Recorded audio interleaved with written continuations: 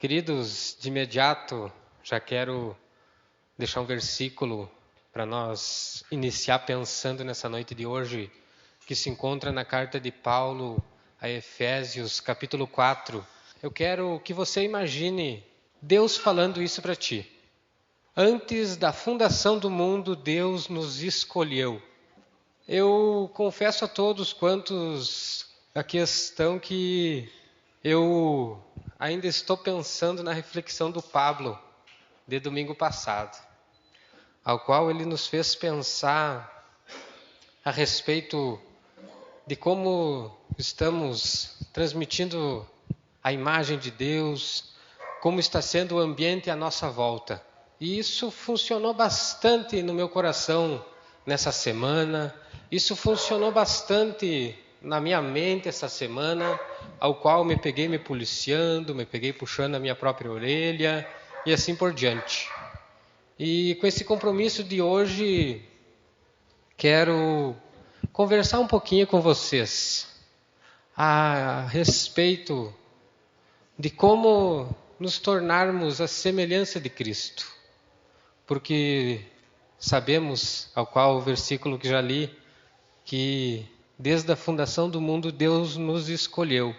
Então, como a gente costuma dizer, se Deus nos escolheu é porque Ele tem serviço para nós. Se Deus nos escolheu é porque Ele nos acha capaz de fazermos discípulos, Ele nos acha capaz de proclamar o Evangelho além do nosso pátio. E eu quero ler um versículo que se encontra em Filipenses, capítulo 1, versículo 6. Estou certo de que aquele que começou boa obra em vocês há de completá-la até o dia de Cristo Jesus. Eu fiz algumas anotações a esse respeito e quero passar para vocês. São conhecedores da palavra de Deus, sabem cada um da sua sociedade, cada um conhece o lugar que frequenta, cada um conhece o ambiente em que vive.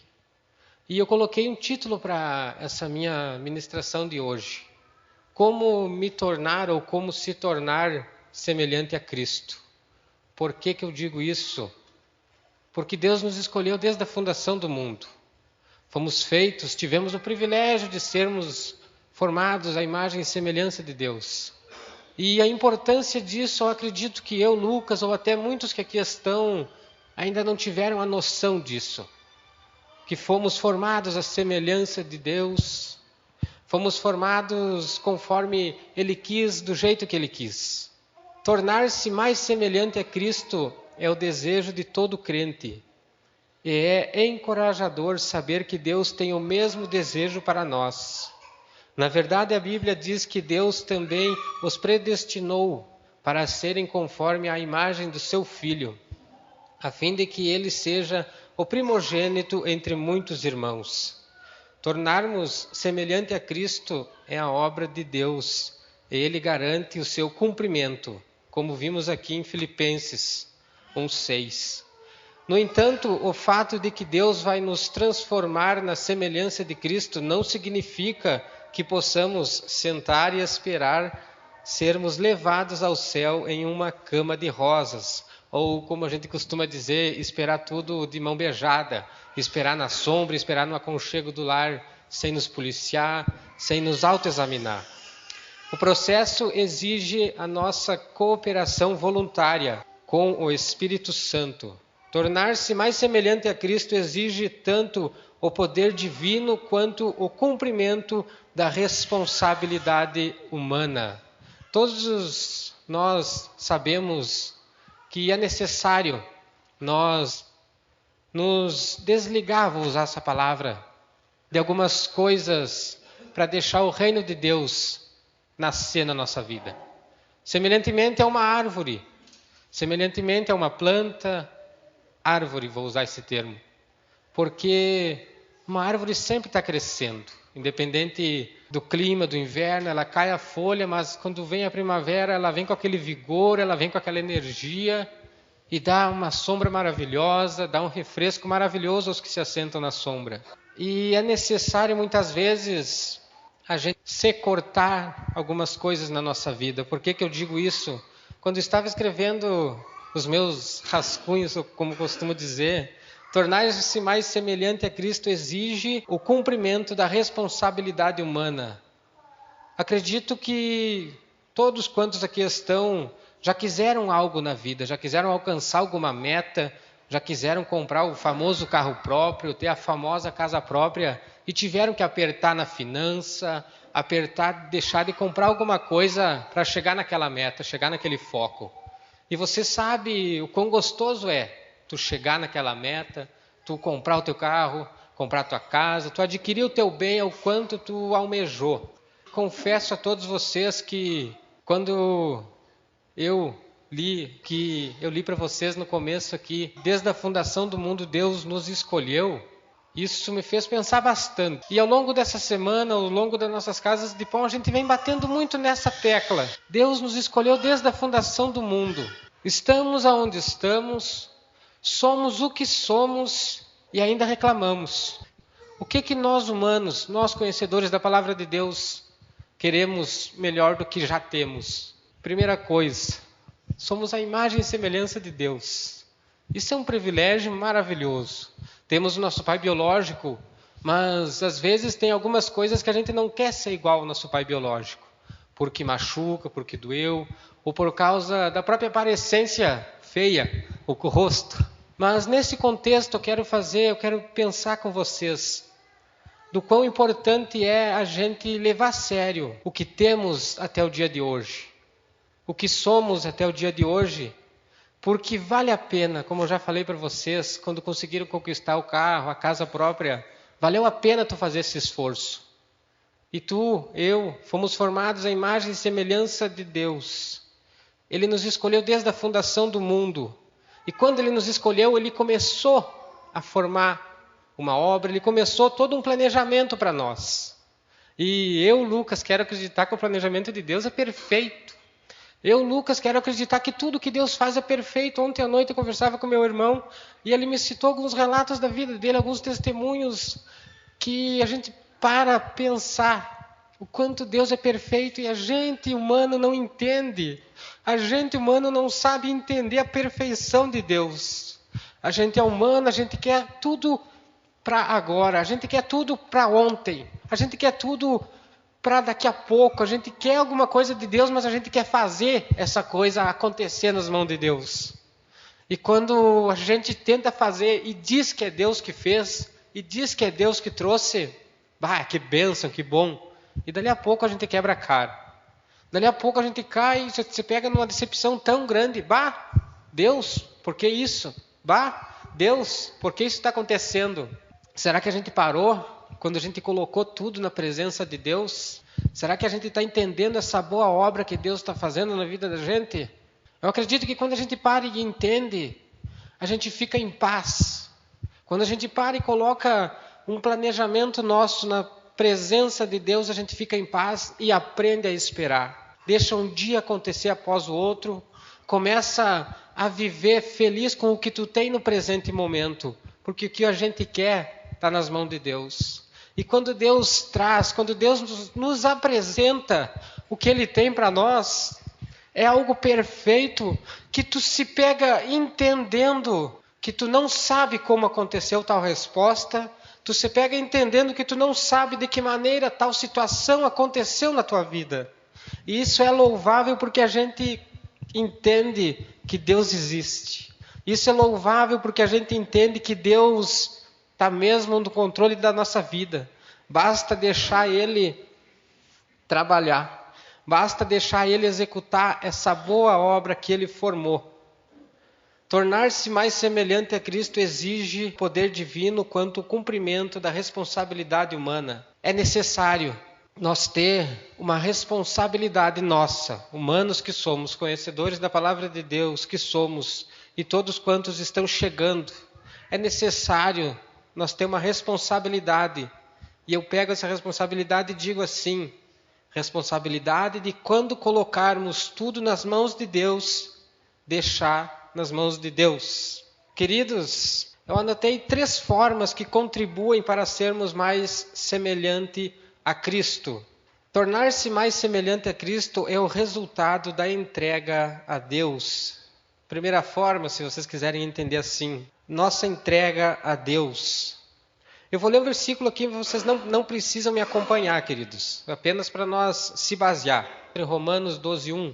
Portanto, caros irmãos, rogo-vos pela misericórdia de Deus, que apresenteis o vosso corpo como um sacrifício vivo, santo e agradável a Deus, que é o vosso culto espiritual. Nos diz que a adoração envolve uma autodedicação total a Deus. O oferecimento aos nossos corpos como sacrifício vivo e as nossas mentes são renovadas e transformadas. Quando Jesus diz, siga-me, Levi deixou suas mesas de dinheiro e imediatamente o seguiu. Isso se encontra lá em Marcos 12:14, quem quiser levar para sua casa de pão esse assunto. Mas do mesmo modo devemos livremente entregar tudo o que temos pelo bem de seguir ao Senhor. Como João Batista disse, convém que ele cresça e que eu diminua. Por isso, vamos nos concentrar mais e mais em Jesus e sua glória, perdendo-nos em sua vontade. Confesso que eu mesmo me peguei assustado quando eu escrevi isso, porque eu acho que não era eu que estava controlando o meu punho. Por que é necessário muitas vezes? Do mesmo modo, devemos livremente entregar tudo o que temos pelo bem de seguir ao Senhor Jesus. É necessário a gente se examinar, porque eu confesso a todos quantos aqui estão que o primeiro passo para a gente aprender a crer em Deus é entregar isso aqui que a gente tem dentro do nosso crânio, o cérebro, para Ele controlar. Como todos quantos fazem parte da nossa sala de crescimento, a gente vem conversando ao longo de muitas quarta-feiras, que o primeiro passo da nossa vida, de uma entrega total a Deus, é entregar o nosso cérebro para Ele controlar. Coração, claro, Ele está batendo na porta, Ele vai fazer moradia. Tem que estar fixado no teu cérebro quão importante é tu se conectar com Deus. Porque a gente sabe que quando a gente fica no silêncio, quando a gente fica naquele vazio no nosso lar, no aconchego, muita coisa, muita bobagem vem à nossa mente. É claro, é normal muitas vezes. Mas quando a gente está nesse pause da nossa vida, quando a gente está nesse pause desse momento, se tu invocar a presença de Deus, se tu pedir para Deus ministrar sobre o teu subconsciente, eu acredito que Ele vai levar a sério o teu pedido. Então, basta você começar a exercitar. E como eu falei aqui para vocês, seguir ao Senhor, como João Batista disse, convém que Ele cresça e que eu diminua. Isso se encontra lá em João 30:30, quem quiser levar para sua casa de pão também. É necessário muitas vezes, nós humanos, a cada dia lutar. A cada dia lutar com o homem que está dentro de nós, a mulher que está dentro de ti. É necessário a gente reconhecer que Deus é o único ser que conhece cada passo nosso. Eu digo assim que quando a gente está passando por algum problema, dor de cabeça ou algo parecido assim, eu me queixo muito para minha chefa, estou com dor aqui, ali, lá, e ela dá um remédio mais ou menos parecido, às vezes acerta, às vezes. Mas a gente se esquece de falar com quem nos criou. A gente se esquece de falar com quem nos formou. E eu aprendi a conversar com Deus.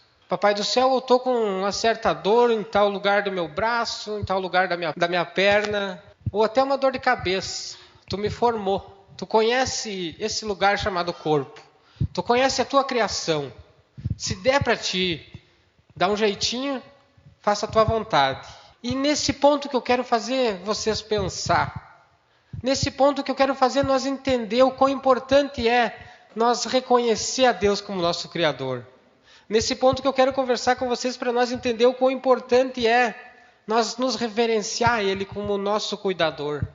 Por quê? Porque se a gente está fazendo o possível para estar no 99,9% dedicando os nossos pensamentos a Deus, muita coisa deixa de acontecer na nossa vida, muita coisa ruim deixa de acontecer na nossa vida, muitos problemas deixam de vir à tona no nosso ser. Porque isso é muito importante a gente reconhecer que Deus está batendo na porta do nosso coração. Então, imagina assim que Ele quer conversar contigo. E é necessário você querer conversar com Deus. Segunda forma que eu quero apresentar para vocês, para a gente se tornar mais semelhante a Cristo, o resultado da libertação do pecado. Já que Jesus viveu uma vida sem pecado, quanto mais nós considerarmos mortos para o pecado e vivermos uma vida de pureza, o mais parecidos com Jesus seremos. Ao nos oferecermos a Deus, o pecado não é mais o nosso mestre, e somos mais claramente identificados com Cristo. Eu vou ler um versículo aqui, não precisa vocês me acompanhar, Romanos 6:1. Então, qual seria a conclusão? Devemos continuar pecando a fim de que a graça seja ainda mais ressaltada? De forma alguma. Nós que morremos para o pecado, como seria possível desejar viver sob o jugo? Ou ignoreis que todos nós que fomos batizados em Cristo Jesus fomos igualmente batizados na sua morte? Portanto, fomos sepultados com Ele na morte por meio do batismo, com o propósito de que, assim como Cristo foi ressuscitado dos mortos mediante a glória do Pai, também nós vivamos uma nova vida. Ao nos oferecermos a Deus, o pecado não é mais o nosso mestre. Eu, Lucas, conheço as minhas limitações, os meus problemas. Eu, Lucas, sei o que eu tenho que apresentar para Deus, ou seja, a minha vida. E quando eu faço essa dinâmica de apresentar para Deus, colocar tudo aos pés da cruz. Quando eu digo tudo, eu pego e puxo a minha orelha. Tudo, cara. E mais um pouco do tudo. A gente se pega pensando que Deus quer fazer a vontade dele plenamente. E é uma luta constante com nós mesmos. E eu ministrando para mim mesmo nessa noite, para quem está me ouvindo, para quem vai ouvir essa mensagem. Jesus Cristo nunca vai se cansar de estar fazendo o possível para nos ajudar. E o impossível também Ele está disposto. Jesus Cristo nunca vai se cansar de querer fazer uma boa obra na nossa vida, porque Ele quer que vivamos a glória dEle aqui na terra. Ele quer que vivamos uma vida plena aqui na terra. Ele quer que vivamos uma vida agradável aqui na terra. Ele quer que vivamos uma vida em paz aqui na terra. Jesus nos convida a segui-lo. E nós temos o seu exemplo de obediência. Isso se encontra lá em João 15:10. De amor sacrificial. Isso se encontra lá em João 15:12 ao 13. E do sofrimento paciente. Isso se encontra lá em 1 Pedro 2:19 ao 23. Quem quiser levar esses assuntos para suas casas de pão. Temos também um exemplo de vidas transformadas em Cristo. Isso se encontra lá em 1 Coríntios 11:1. Quando se trata de restringir o pecado em nossas vidas, temos ajuda divina.